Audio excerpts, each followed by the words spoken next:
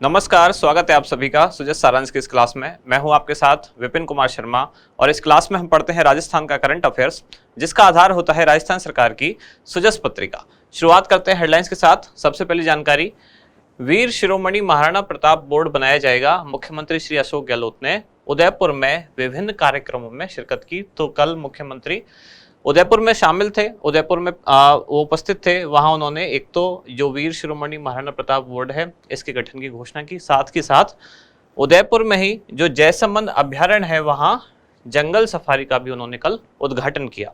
अगली जानकारी, राज्य सरकार ने 4 वर्षों में गौशालाओं को 2313 करोड़ रुपए का अनुदान दिया। इसके अलावा और भी जो बहुत सारी जानकारी है जो पशुपालकों के लिए शुरू की गई है उनके बारे में जानकारी दी गई है, जैसे कि मुख्यमंत्री कामधेनु पशु बीमा योजना, जो कि महंगाई राहत शिविर में भी इस योजना को हम कई बार पढ़ चुके हैं, जिसमें एक पशुपालक के 2 दुधारू पशुओं को 40-40 हजार रुपए तक का बीमा कवर प्रदान किया जाता है।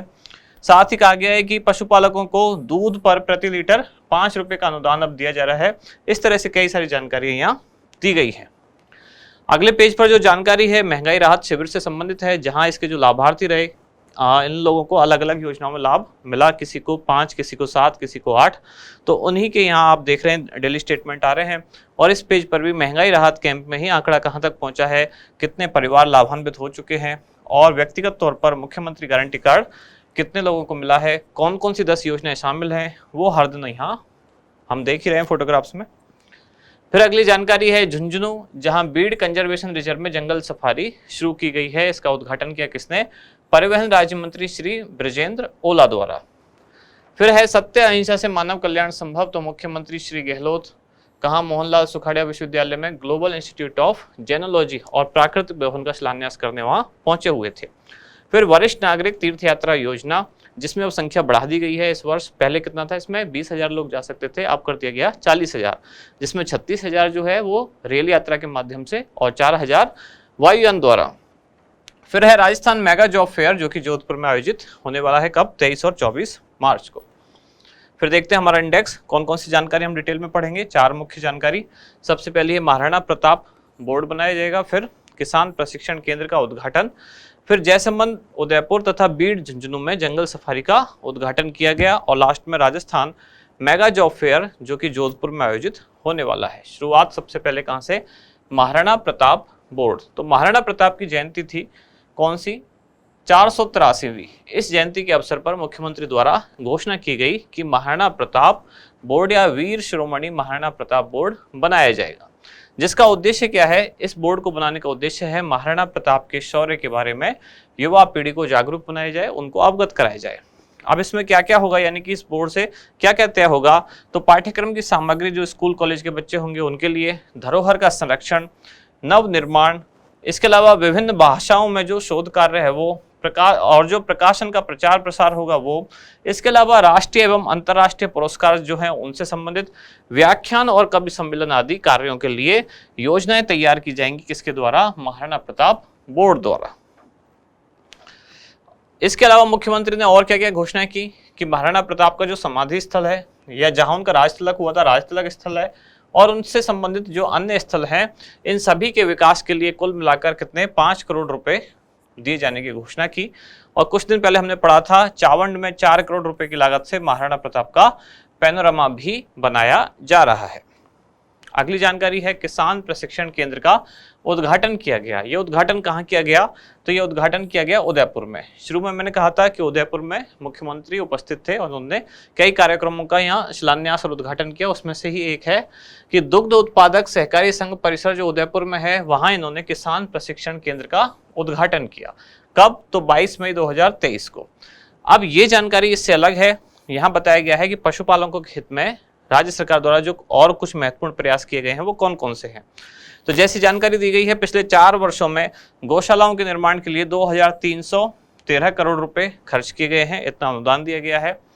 फिर मुख्यमंत्री कामधेनु पशु बीमा योजना के तहत पशुपालकों के 2 दुधारू पशुओं को 40-40 हजार रुपए का बीमा कवर प्रदान किया जाता है। इस योजना में पहले केवल गोवंश यानी कि पहले केवल गाय शामिल थी, अब इसमें भैंस को भी शामिल कर लिया गया है। हर पंचायत समिति में नंदीशालाएं खोली जा रही हैं। इसके बाद पशुपालकों को दूध पर 5 रुपए प्रति लीटर का अनुदान दिया जा रहा है। ये कौन सी योजना है? मुख्यमंत्री दुग्ध उत्पादक संबल योजना, जिसमें पहले राशि थी 2 रुपए प्रति लीटर, अब उसको बढ़ाकर कर दिया गया कितना, 5 रुपए प्रति लीटर अनुदान। फिर जानकारी है जयसमंद उदयपुर और बीड झुंझुनू में जंगल सफारी का उद्घाटन किया गया। दोनों अलग अलग जगह हैं और दोनों जगह उद्घाटन अलग अलग व्यक्तियों द्वारा किया गया। जैसे कि जयसमंद उदयपुर में तो किया गया मुख्यमंत्री द्वारा, और जबकि बीड झुंझुनू में किया गया परिवहन एवं सड़क सुरक्षा राज्य मंत्री कौन, श्री विजेंद्र ओला द्वारा। तो दोनों जगह अब जंगल सफारी शुरू कर दी गई है। कब शुरू की गई, तो 22 मई 2023 को। इस दिन क्या खास था, इस दिन होता है अंतरराष्ट्रीय जैव विविधता या बायोडाइवर्सिटी दिवस। इसका उद्देश्य क्या है, जंगल सफारी क्यों शुरू की जाती है, तो पर्यटन को बढ़ावा देने के लिए, ताकि पर्यटक ज्यादा से ज्यादा आए, यहाँ के जो जंगल हैं उनको देखें।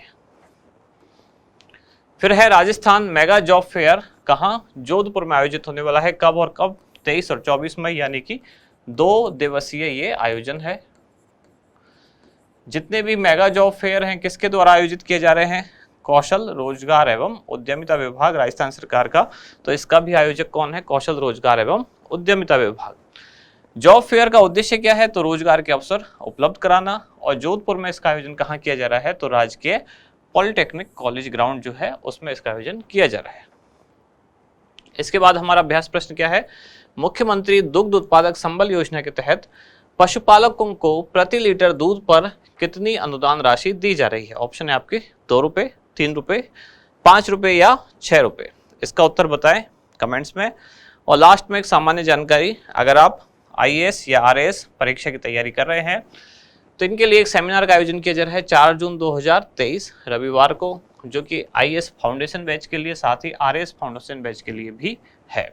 RAS के लाइब्रेरी बैच से अगर आप जुड़ना चाहते हैं तो जो 21 मई को शुरू हो चुका है, और अगर RAS की टेस्ट सीरीज से अगर आप जुड़ना चाहते हैं तो मुख्य परीक्षा हेतु टेस्ट सीरीज का आयोजन किया जा रहा है, जो कि ऑफलाइन व ऑनलाइन मोड दोनों में होगी।